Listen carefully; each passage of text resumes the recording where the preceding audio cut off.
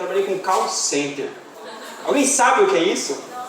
Pra gente, não, vocês vão trabalhar pouquinho, 6 horas por dia, ser empático, ter um sorriso na voz, né? E lembrar que o cliente em primeiro lugar. Isso é importante, o cliente ser em primeiro lugar.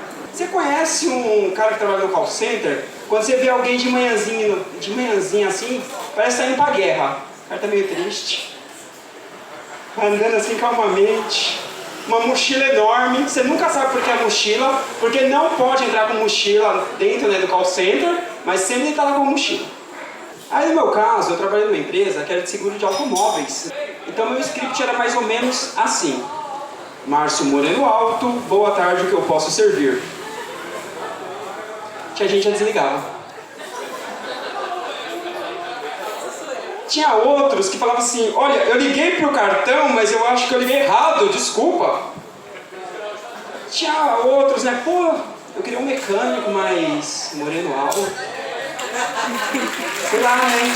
Acho que rola. É sério, na ligação atrás de ligação, a galera falando. E você tem que estar rindo, você tem que estar lá, você não aguenta.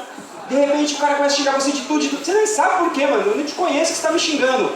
Aí o cara, você é um desgraçado, não sei o que, você é um filho da puta. Eu lembrei dos valores da empresa e falei pro cara. Na hora que ele falou, eu quero que vocês todos vão se fuder. Eu falei pra ele, e o cliente em primeiro lugar? Aí o cara bateu no meu ombro e falou, Márcio, põe pausa. Mano, um cara falar que você vai pôr pausa no call center, você já foi com medo.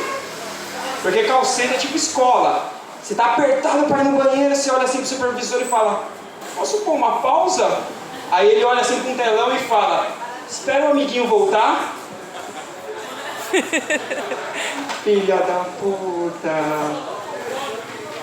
Monitorei o cara que puxou o saco demais. Ele puxou tanto o saco que ele não precisa mais atender ligação. Simplesmente ele fica ouvindo a sua ligação. E geralmente a sua ligação, a pior, é que ele escuta. Aí eu tô lá sentado, o cara falou, escuta isso aqui. Coloquei, comecei a escutar aquela gravação.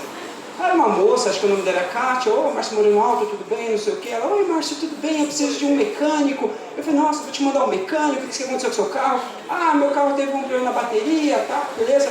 Deu tudo certo. Aí eu falei pro cara, não, o que aconteceu? A gente pegou você fazendo gracejos na ligação, você vai ser zerado. Aí eu falei, zerado por quê? Você se exibindo para cliente? Eu tentei ser simpático, o que eu exibi? Márcio Moreno Alto, com seu 1,65 m?